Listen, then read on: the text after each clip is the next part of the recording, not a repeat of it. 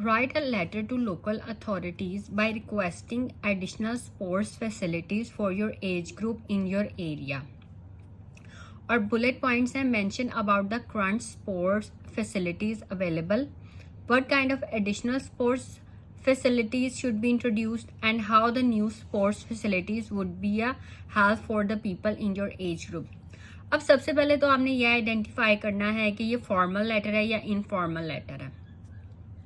अब जो informal letter तो आप अपने फ्रेंड को लिखते हैं, इस तरह से जो लेटर होते हैं वो इनफॉर्मल होते हैं, बट ये लोकल अथॉरिटीज़ को आपने लिखना है, ठीक है, ऑफिशियल। तो ये जो है ये फॉर्मल लेटर है, ठीक है। फॉर्मल लेटर का स्टार्ट आपने इस तरह से करना होता है, डियर सर और मैडम लिख के, और इसका जो एंड है उसमें आपने ये लिखना होता है, योर्स फेथफुली, ठीक है।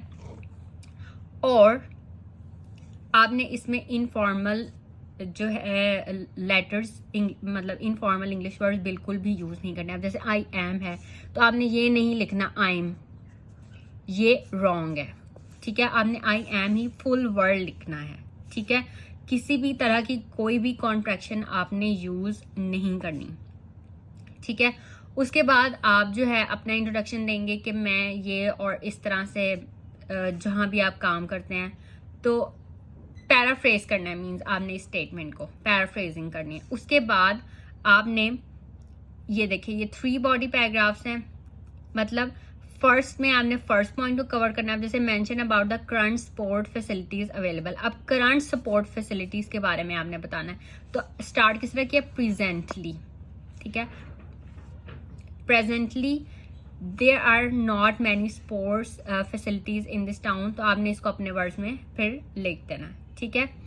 और आपने कोशिश करनी है कि आप कॉम्प्लेक्स सेंटेंसेस, कंपाउंड सेंटेंसेस का यूज़ करें, जैसे ये कॉम्प्लेक्स सेंटेंस लिखा हुआ है, क्योंकि अगर आप सिर्फ सिंपल सेंटेंसेस यूज़ करेंगे तो आपके बैंड स्कोर्स, जो आपके डिजायर्ड बैंड स्कोर्स हैं, वो आप अचीव नहीं कर सकेंगे, ठीक है। मतलब अगर आपका डिजायर्ड बैंड स्कोर 7.5 है, तो अगर आप सिर्फ सिंपल सेंटेंसेस लिखेंगे then you would not be able to get this much band scores. In order to get 7.5 band scores, you have to write complex sentences. CS is complex sentences, compound sentences. Okay, so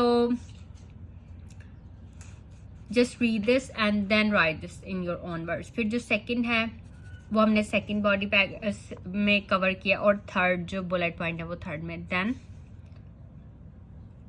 hoping for a careful consideration of this suggestion and then yours faithfully. अब ये जो है ये template है, मतलब formal letter लिखने की। Dear sir madam आप लिखिए, आई एम डैश के मैं ये हूँ, a resident of dash, and I am working, मतलब आप जहाँ पे भी काम करें in dash, and I am writing this letter to request you to, मतलब एक रिक्वेस्ट कर रहे हैं ना इसमें, तो ये इसकी जो है वो टेम्पलेट है कि इस तरह से इस टेम्पलेट को फॉलो करके आपने जो है वो लिखना है, और फिर जो है जो आपके बुलेट पॉइंट्स हैं वो आपने अपने ये बॉडी पैराग्राफ्स में कवर कर लेने, ठीक है।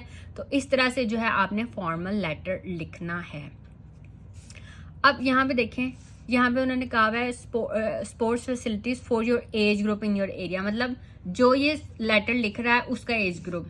तो अब ये जो मतलब ये लिख रहा है फॉर यंग पीपल के, for the young people of this area, मतलब ये होती है पैराफ्रेजिंग। अब यंग के लिए तो यंग पीपल लिख दिया ऑफ दिस एरिया, ठीक है।